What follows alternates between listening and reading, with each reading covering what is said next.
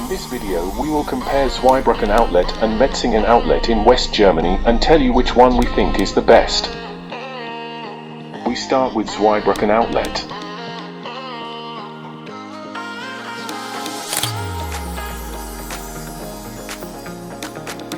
Free parking right in front of the outlet is already a big advantage. Zweibrücken outlet is in my opinion the most beautiful of the two outlets. The shops look great. Not all major brands are represented, and real bargains were not really to be found.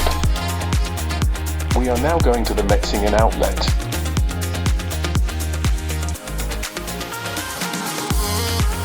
The outlet stores are spread over the center of Metzingen.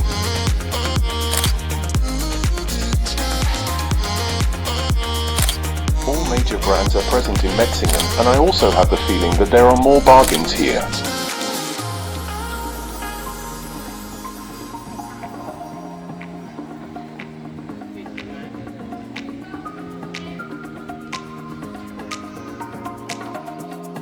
Parking is not free here, unless you park further away from the outlet stores.